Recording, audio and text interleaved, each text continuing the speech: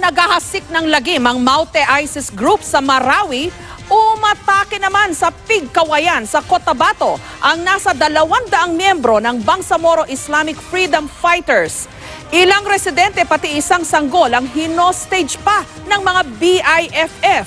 Nakatutok doon live si Joseph Moro. Joseph?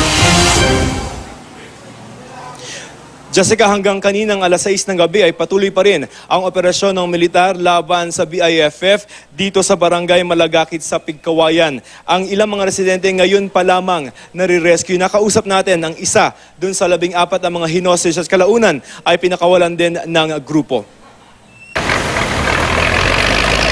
Sakay ng military truck ang mamadaling nagtungo ang ilang sundalo sa dalawang barangay na inatake ng Bangsamoro Islamic Freedom Fighters o BIFF. Sila ang karagdagang pwersa na tutulong sa KAFGU para tugisin ang nasa 300 miyembro ng teroristang grupo.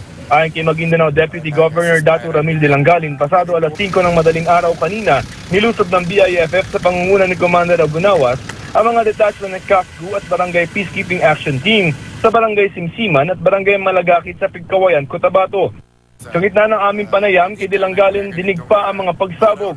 It's the holy month of Ramadan, which every Muslim observing the Ramadan. Karamihan po sa Muslim ay nagapuasa. And dahil po sa kanilang ginagawa ay napilitang po mag-evacuate yung ating mga kababayan.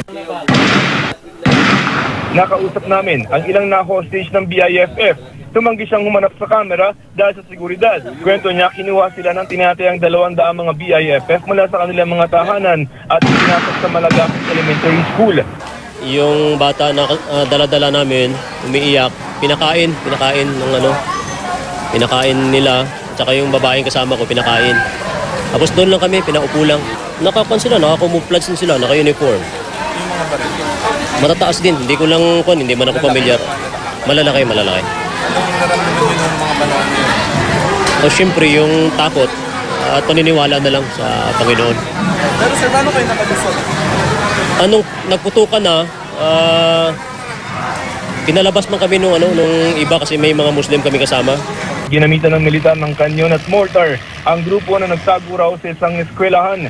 Aabot ng 200 pamilya o 1,000 katao ang inilikas sa kanilang tahanan. Hanggang kaninang alas 5 ng hapon, tuloy pa rin daw ang bakbakan ayon sa isang misis ng KAFGU na nasa lugar. Ang sabi sa akin, okay lang daw sila pero paubos na ang bala nila.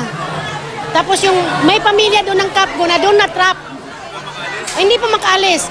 Kasi hindi sila makaraan sa may Malagakit, sa Binasing. Kasi in between may mga freedom daw ngayon doon. Sa ngayon, naitaboy na ng mga sundalo ang BIFF sa eskwelahang pansamantalang pinagkublihan ng grupo.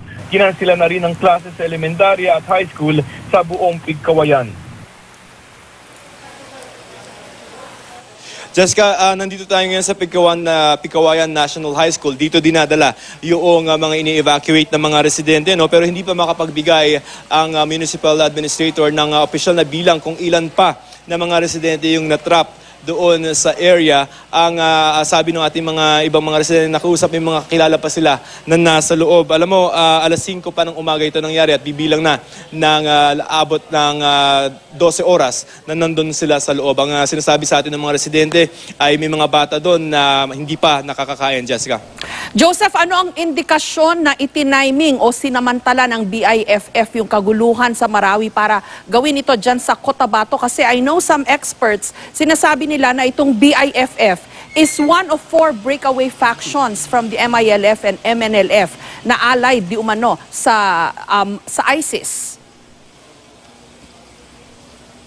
Correct. We haven't had any information yet. Di pa natin alam, Jessica, kung ito ba ay diversionary tactic, kumbaga nililigaw nila or para mahati yung pwersa ng gobyerno dyan sa Marawi at saka dito. Hindi pa nagbibigay ng opisyal na pahayag yung mga military forces natin kung may kinalaman itong paggalaw nila dito sa Pigkawayan doon sa operasyon sa Marawi. Ang sinasabi ng mga residente ay hindi na sila naninibago na ginagawa ito ng BIFF kasi 3 weeks ago daw ay nagkaroon din ng kumbaga harassment itong mga BIFF forces dito sa Pigkawayan, Jessica. Maraming salamat at ingat kayo dyan sa Cotabato, Joseph Morong.